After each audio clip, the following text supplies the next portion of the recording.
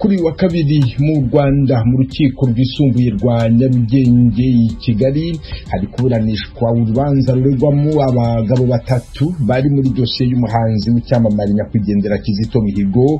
Turahamagara mu mugenzi wacu Eric Bagira ubusa uri ku rukiko i Kigali, kandi mu murwa mukuru w'u Rwanda mu rukiko rukuru rw'ubucuruzi hateganijwe urubanza rwa Premier Tobacco Company Limited, uruganda rwitabirwa nyakwigendera Asinapol Rwigara na banki Koje Bank. Kuri wa mbere impunzi z'abarundi barenga 300 muri Uganda basubiye mu gihugu cyabo cy'u Burundi ku bushake bwabo. Kone naragiye nafashe umwanzuro wo gusubirayo kuko numva hari umutekano kandi abagenda bose abaki atakibazo atangwa n'ikiri. Abavyeyi bacu bose niyo bari bene wacu niyo bari batugiye twitareka amahoro ari. Umwe mu mpunzi z'abarundi bari mu nkambi ya Kiyaka. Ayo makuru ukimwe nandi yavuga hirya no hino ku isi mu kanya mu gume ku maradiyo yanyu. Duhere ku makuru avuga hirya no hino ku isi mwateguriwe kandi mugezwaho na mugenzi wacu Aloyizi Bigirimana. Aloyizi, wiriweho? Mwiriwe Venice, mwiriwe na muteze amatwi. Muri Afrika abagore 6 hamwe n'abana 9 bo mu miryango y'abakristu bari baranyurujwe n'abajihadiste mu buraruko bushira ubuseruko bwa Nigeria baratorotse bava mu byara by'abari banyuruje. Abategetsi bavuze ejo ku munsi wa mbere ko abo bantu bakoze urugendo rw'iminsi 6 mu ishamba bariko barahunga. Abanyuruje abo bagore n'abana ntibaramenyekana, ariko akarere bafatiwemwo kazwi ko karimwo abarwanyi bo mu muhari Iswape wiyonkoye kuri Boko Haram mu 2016. Muri Afrika kandi Swaziland yaragomoye abasirikare n'abapolisi mu mashuri atari make y'igihugu ejo ku munsi wa mbere gutururuza abanyeshuri babandanya imyiyerekano isaba ko haba amavugururwa mu bya politike. Abanyeshuri bo mu mashuri yisumbuye muri ico gihugu cya Afrika kikirangwa n'intwaro ya cami bari barahagaritse ivyigwa mu kwezi guheze. Kimwe mu byo basaba harimo kurekura abashinga amateka 2 bahagaritswe mu bihe by'imyiyerekano yo mu mwaka uheze yasaba ko igihugu gitwarwa hisunzwe demokarasi. Ishyirahamwe ry'ubumwe bwa Afrika ryavuze ko ryifuza gukorana na ONU mu gufasha Somalia mu twigoro twayo two kurwanya imihari yitwaje ibigwanisho y'intagondwa no gushika ku masezerano arama muri ico gihugu. Mu itangazo ryashikirijwe ejo ku munsi wa mbere, akanama k'ubumwe bwa Afrika kajejwe amahoro n'umutekano kavuze ko gashigikiye ivyasabwe n'umugwi wigenga wabonye ko Amisome yosubirirwa n'inteko za ONU zifatanije n'iz'ubumwe bwa Afrika inyuma y'uyu mwaka. Uwo mugambi wifuzwa n'ubumwe bwa Afrika utekanywa gutangura kuja mu ngiro mu kwezi kwa mbere. Ubwirizwa kandi kubanza kwemezwa n'akanama ka ONU kajejwe amahoro n'umutekano ku isi hamwe na leta ya Somalia. Gushika ubu umugwi wa Amisome ugizwe n'inteko ziva mu bihugu 5 birimo Ethiopia, Uganda, Burundi, Kenya na Djibouti. Washington, ijwi rya Amerika. Hanze ya Afrika mu gisata cy'amagara y'abantu, ishyirahamwe mpuzamakungu ryita ku magara y'abantu OMS rirahanura ko abantu b'amagara make kandi badafise ubudahangagwa bw'indwara bafata doze ya 3 y'urucanco rwa COVID-19. Umugwi w'abahanuzi ba OMS mu bijyanye n'incanco wavuze ko iyo doze ya 3 izofasha cyane uwo mugwi w'abantu kuko bafise amahirwe manini yo kwandura COVID-19 n'inyuma yo guterwa doze ya 2.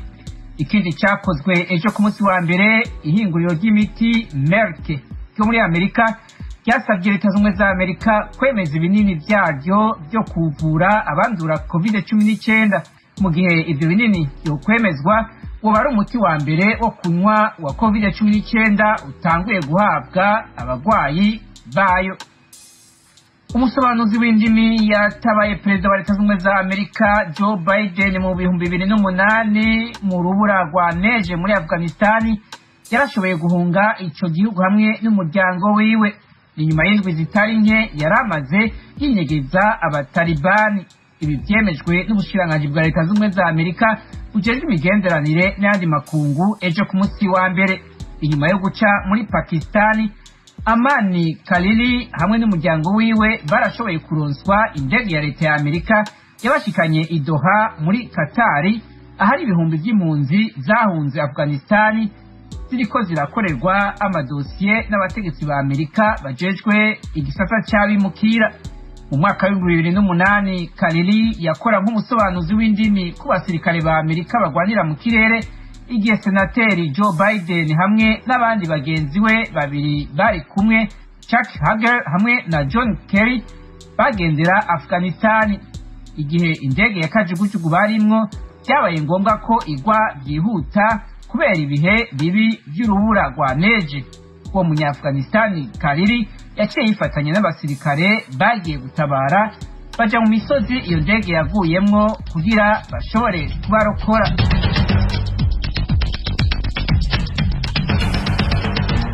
Urakoze Aloyeze Bigirimana. Mukomeje kumva radio y'Amerika yumvikanira kuri FM 104.3 mu Rwanda, mu Burundi ni ku mirongo migufi ya shortwave kuri metero 1922. Mushobora kandi kumva ibiganiro byacu muciye ku rubuga rwa internet kuri wayeshatu @radio.com na ku mbuga za Facebook, YouTube na Instagram. Adresi yacu ni radio ya. Amakuru tuyahere mu Rwanda. Kuri wa kabiri mu rukiko rwisumbuye rwa Nyarugenge i Kigali hari kuburanishwa urubanza ruregwamo abagabo batatu bari muri dosiye y'umuhanzi w'icyamamare nyakwigendera Kizito Mihigo. Abo bagabo bararegwa icyaha cyo kuba icyitso cyo kwambuka baca ahantu hatemewe n'amategeko n'icyaha cyo kuba icyitso cyo gutanga indonke ruswa. Ku rukiko rwisumbuye turi kumwe ku murongo wa telefone n'umunyamakuru w'Ijwi ry'Amerika Eric Bagirubusa. Eric, wirweho? Wiriwe neza Venuste Nshimiyimana. None magingo ya urubanza rugeze? Nakubwira ko magingo ya ubushinjacyaha bumaze gusobanura imiterere y'ikirego burega abagabo batatu baregwa gushaka gutorotsa umuhanzi w'icyamamare nyakwigendera Kizito Mihigo. Ubushinjacyaha burega burumwe uruhare rwe ruhereye kuri Harimana Innocent ngafunganywe na Kizito Mihigo, bumurega ko ari we wagejejeho umugambi wo gukodesha imodoka yagombaga kubatwara. Gusa Harimana Innocent bakavuga ko muri rusange umugambi wo kubatorotsa atarawuzi kubera ko ngo Kizito Mihigo yamubwiye ko bari bagiye mu bitaramo Musanze, kugeza naho mu kwiregura kwe avuga ko bageze hariya mu karere ka Nyaruguru Ikibeho bamukodeshereje icyumba abandi bagabo babiri ndetse n'umuhanzi Kizito Mihigo bo barara muri shaferi banoza umugambi wo gutoroka. Nukuvuga ngo rero harimo n'uwitwa Ngayabahi Joel ari nawe wagejejweho umugambi wo gushaka inzira yo kunyuramo mu karere ka Nyaruguru, ariko awugezwaho n'uwari umukozi wa Kizito Mihigo ari we Jean Bosco Nkuzimana. Abo bombi rero icyo cyaha baracyemera, ariko bagahakana icyaha cyo gutanga indonke cyangwa se ruswa. Uwitwa Jean Bosco Nkuzimana we yavuze ngo ni ibintu ubushinjacyaha bwahimbye, aravuga ngo icyo ni ikinyoma cyambaye ubusa mu magambo ye. Ni ukuvuga ngo rero ubushinjacyaha buvuga ko bwasanganye uwo Jean Bosco Nkuzimana amafaranga 420 y'amanyarwanda ndetse n'amadolari 300 y'abanyamerika, buvuga ko bagombaga gukoresha mu gutanga ruswa bamaze kwambutsa umuhanzi nyakwigendera Kizito Mihigo. None niki kigiye gukurikiraho ubwo impande zombi zarangije kwisobanura? Kugeza ubu ngubu nakubwira ko nsotse mu cyumba cy'urukiko hariho Maître Brice Bikotwa wunganira Nkuzimana Jean Bosco avuga ko icyaha cyo gutanga indonke ibimenyetso ubushinjacyaha bugaragaza bidafatika.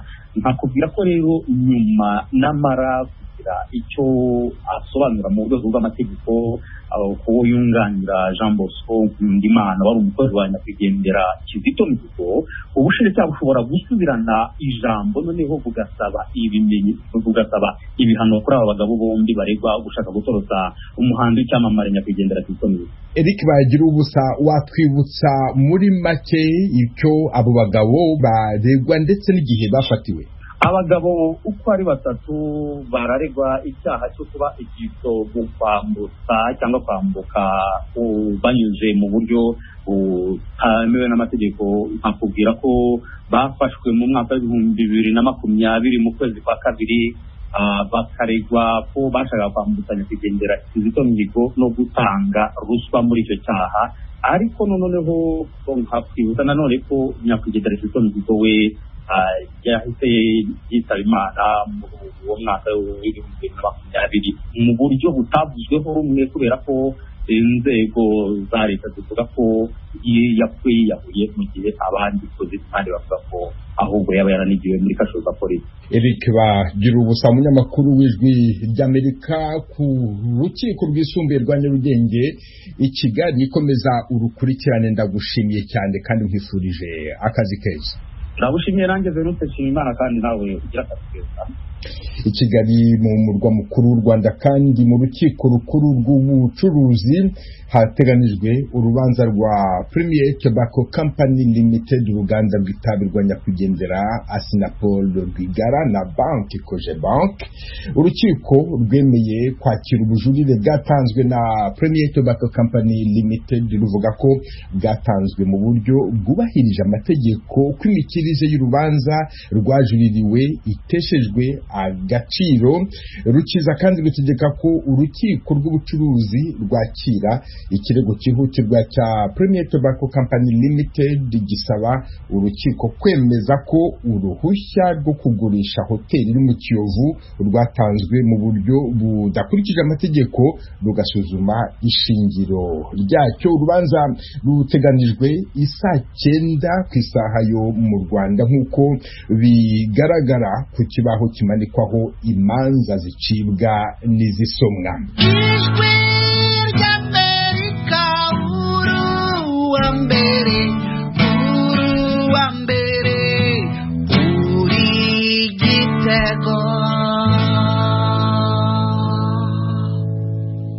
Mukomeje kumva radio Ijwi ry'Amerika ivugira Washington DC mu Kirundi ni Kinyarwanda. Ku nshuro ya mbere mu Rwanda hatangajwe urutonde rw'abantu bahamwe n'ibyaha byo gusambanya abana. Uru rutonde rwasohowe n'ubushinjacyaha bukuru ruhurirana n'umunsi u Rwanda rwifatanije n'isi yose kwizihiza umunsi wahariwe umwana w'umukobwa. Kigali, Asumta Kaboyi.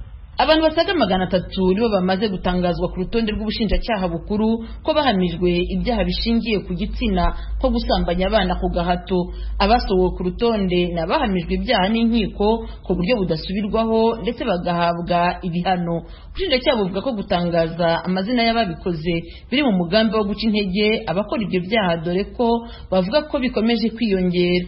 Abashizwe kuri uru rutonde biganjemo abagabo bahamijwe ibyaha byo gusambanya abana b'abakobwa bari munsi y'imyaka 18, ndetse hagaragaramo n'umubare muto cyane w'abakobwa n'abagore barezwe gusambanya abana b'abahungu. Nta kigereranyo cyashyizweho cy'abagabo cyangwa se abagore bakoze ibi byaha, ariko kugenda usoma amazina ya buri wese wahamijwe ibi byaha, umubare munini urenga 95% n'uw'abagabo. Icyemezo cyo gushyira amazina yabo n'amafoto yabo hanze cyashimishije ababyeyi bavuga ko iki cyaha kigenda kiyongera umunsi ku munsi.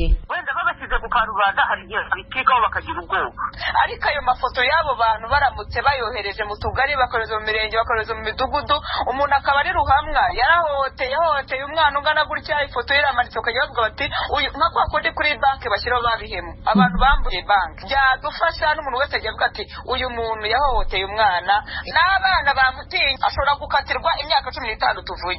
Umwana wavutse icyo gihe yafunzwe ntabwo azamenya ngo runaka yafunzwe kuko yahohoteye umwana umugenzi wanjye. Ariko iyo foto ye ayibona bakamubwira bati uyu muntu yafunzwe kubera iki n'iki, yahohoteye umwana, igihe azafungurirwa icyo ari cyo cyose, na wa mwana mubonye ajya avuga ati ibyo byose uyu nguyu nubwo yafunguye yarangije igihano cye, ariko yari yahohoteye umwana mugenzi wanjye, akanamwirinda akanamutinya. Urutonde rw'abahamijwe ibyaha byo gusambanya abana rwashyizwe hanze, ari nabwo u Rwanda rwizihiza umunsi mpuzamahanga w'umwana w'umukobwa. Wabaye n'umwanya wo gusoza ubukangurambaga bari bumaze igihe busaba abana b'abakobwa gutangaza ababahohotera kubakurikirana no kubageza imbere y'ubutabera.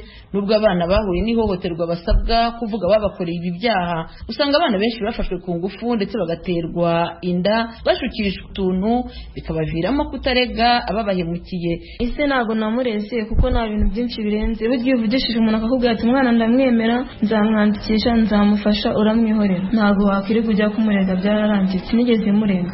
Ntabwo nigeze murega kubera ko natwaye inda nyitaho, arangije anshyikiriza ababyeyi.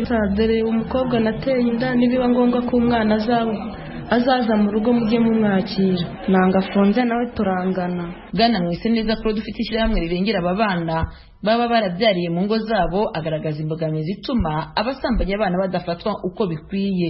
Harimo ababa baratewe ubwoba, bumva yuko nibaramuka babavuze bashobora guhemukirwa nabo babateye inda cyangwa se imiryango yabo. Icya kabiri, harimo imiryango nayo igenda ihuza bariya bana ndetse n'imiryango yabo, abo batewe inda bakabahuza nabo bazibateye, ugasanga barimo barashaka kujya mu bwiyunge, aho ndetse usanga n'ababyeyi bamwe bashaka uburyo bashaka gukingira abo bana bakiri batoya. Ariko mu by'ukuri bikaba atari byo, kuko itegeko rigena yuko umwana uri munsi y'imyaka 18 yaba abishaka atabishaka, umusambanya wese agomba kubihanirwa. Ubushinjacyaha bw'u Rwanda bwatangaje ko ibyaha by'ihohoterwa rishingiye ku gitsina imibare igaragaza ko bigenda byiyongera buri mwaka. Ubushinjacyaha bukuru buvuga ko hagiye gushyirwaho uburyo butandukanye bugamije gukumira ikorwa by'iki cyaha, harimo nko gushyiraho amategeko ateganya ibihano biremereye ku bantu bakora ibi byaha. Ndetse abafite amashyirahamwe arengera abana basabye leta kwihutisha kuvugurura itegeko rihana icyaha cyo gusambanya abana kigashyirwa mu byaha bidasaza. Kuri uyu munsi mpuzamahanga w'umwana w'umukobwa, urwego rw'ubugenzacyaha mu Rwanda RIB rwatangaje ko ibyaha rwakiriye bigendana no gusambanya abana byiyongereye ku kigero cya 55% mu myaka 3 ishize. RIB ivuga ko yakiriye ibirego byose hamwe 12,840 muri iyi myaka 3, aho mu mwaka wa 2018-2019 yakiriwe ibirego 4,077, naho mu mwaka wa 2020-2021 ikakira ibirego 5,330. RIB kumvikanisha ko abibasiwe no gukorerwa ibi byaha ari abana b'abakobwa bari hagati y'imyaka 14 na 18.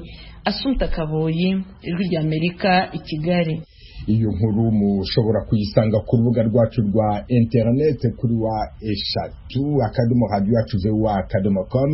Mu gice cy'amajwi mushobora kandi kuyisangiza abandi kuri WhatsApp, murayisanga kandi no kuri Facebook, naho mwayisangiza abandi. Kuri wa mbere, impunzi z'abarundi barenga 300 bavuye mu nkambi ya Kiaka muri Uganda basubira mu gihugu cyabo cy'u Burundi mu mugambi wo gutahukana impunzi zibyifuza. Inkuru irambuye igenda Shusi Bahizi. Impunzi 332 nizo zasezerewe kuri uyu wa mbere mu nkambi ya Cyaka zisubira mu gihugu cy'amavuko cy'u Burundi. Amakuru dukesha umuvugizi w'ikigo gishinzwe impunzi mu gihugu Julius Mucunguzi avuga ko izo mpunzi zavuye mu nkambi ya Cyaka kuri iki cyumweru zikajyanwa mu nkambi ya Nakivale mbere yuko zikomeza urugendo zerekeza mu Burundi zinyuze mu gihugu cya Tanzania. They were coming from Chaka refugee settlement. Ati izi mpunzi zavuye mu nkambi ya Cyaka bahagaraye i Nakivale kugira ngo baruhuke, kandi kuko Nakivale iri hafi cyane n'umupaka wa Tanzania. Munzi ko impunzi nyinshi baba ari abana hamwe n'abagore ndetse harimo n'abantu bakuze. Ubwo rero biba ngombwa ko hategurwa imyanya zigenda zihagararamo kugira ngo ziruhuke zikanafungura mbere yuko zikomeza n'urugendo. Guhagarara Nakivale mbere yuko zikomeza byanahaye amahirwe abayobozi batandukanye kubonana nazo no kuzisezerera mu mucyo. Aha Nakivale naho haracyari izindi nyinshi zasabye gutaha. Nakivale who are expected to leave. Uyu muvugizi avuga ko gucuriza impunzi ku bushake bikozwe ku busabe bw'impunzi ubwazo bwabitangiye mu mpera z'umwaka ushize. Umugwi wa mbere w'izi mpunzi watashe mu kwezi kwa mbere k'uyu mwaka zitwarwa n'indege. Izatashe kuri uyu wa mbere zo zakoresha inzira y'umuhanda zinyuze mu gihugu cya Tanzania. Byakozwe ku bufatanye hagati ya HCR, Uganda, Burundi hamwe na Tanzania. Uyu muvugizi w'ikigo gishinzwe impunzi yanze kugira byinshi yavuga ku mpamvu bahisemo ngo izi mpunzi zicurwe zikiye mu muhanda wa kure cyane wo muri Tanzania kandi hari umuhanda wa hafi unyuze mu gihugu cy'u Rwanda. zimwe muri izi mpunzi zatashe zivuga ko icyo zahunze cyarangiye ariyo mpamvu zahisemo gutaha. hanyuma maze kumva yuko Burundi bumeze neza nta mpatu ibyemezo byo kujyana ihungukira nta kamaro ko kuguma mu buzima bubi numva igihugu cyanje giterereye. igihugu cyanjye ko naragihinga nafashe umwanzuro wo gusubirayo nuko numva hari umutekano kandi abagenda bose abaki atakibazo atangwa n'ikiri. Abavyeyi bacu bose niyo bari bene wacu niyo bari batugiye twitareka amahoro ari. Nyamara hari izindi zivuga ko zo zitaragira igihe cyo gutahuka kuko zisanga mu Burundi hakiri umutekano muke. Je nta mwizero mfite wo kuzosubira mu gihugu canje mu gihe ubutegetsi bukiri buke. Igihugu canje ndagikunda n'u Burundi bwanyibarutse kandi n'iciza. Ari ubutegetsi bukiriho jya bwa CNDD-FDD notuma nemera gupfira ngaha aho ntaza kwicwa n'inkota kuza kwicwa. No kuri njewe ntago birashika ntago yo gahunda ndayishika. Abo bantu bariko barahunguka bahunze vuba baracafite ibintu wabo biracariho. Rero guhunguka ntaco nabangiye gukora. Maze imyaka myinshi kuja guhunguka ugeze mu zabukuru ntaco bimariye ntaco bimfasha. Epifane Kawushemiye nta mwana ambasaderi w'u Burundi muri Uganda we avuga ko irihunguka ryari ryaratinze. Ubuhungiro bujya kubwerera benshi ntiburyoha rwose abantu bari barushe cyane imyaka yari ibaye 6.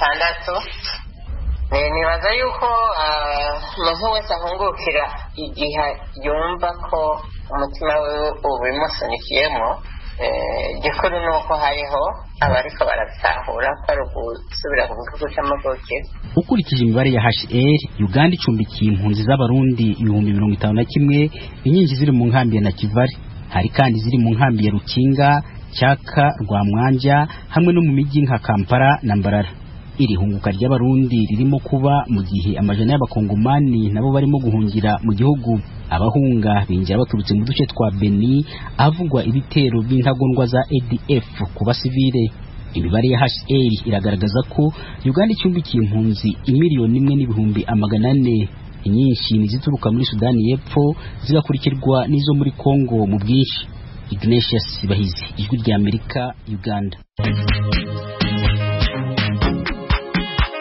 Bakunze baradijwe rya Amerika mutuye mu burasirazuba bwa Repubulika ya Demokarasi ya Kongo turarikire kujya mukurikira ibiganiro byacu ku maradiyo akurikira. Radio Communautaire La Voix de Mikeno ibunagana ni ku murongo wa FM 99.7. Radio Ngoma na Amani mu mujyi wa Baraka kuri FM 88.8. Radio Baraka FM nayo mu mujyi wa Baraka ku murongo wa FM 94.4. Radio Communautaire de la Vérité ikorera mu mujyi wa Kiwanja kuri FM 99. Naba dukurikira bari mu majyepfo ya Uganda mwakumva ibiganiro byacu kuri radio Ijwi riyobora Voice of Muhabura ku murongo wa FM 88.9. Ni radio Ijwi rya Amerika iminsi yose kuva kuwa mbere kugera ku cyumweru. Ingabo z'igihugu muri Repubulika ya Demokarasi ya Kongo FARDC zatangaje kuri iki cyumweru ko zishe abarwanyi babiri b'inyeshyamba z'abarundi b'umutwe wa Red Tabara, abandi 5 barafashwe. FARDC ivuga ko abo barwanyi baguye ahitwa Kibiriji ho mu kibaya cya Rushiji, territoire ya Uvira, intara ya Kivu y'Amajyepfo. Uvira, inkuru ya Vedaste Ngabo. Nkuko bitangazwa n'umuvugizi w'igisirikare cya Kongo muri aka karere, Major Dieudonné Kasereka, avuga yuko igisirikare gikorera muri brigade ya 12 batayo ya 2 Kabunambo muri territoire ya Uvira kisha gitezambusha abagwanyi bare gitabara 2 gifata abandi 5. Uyu muvugizi w'igisirikare cya Kongo muri secteur opérationnel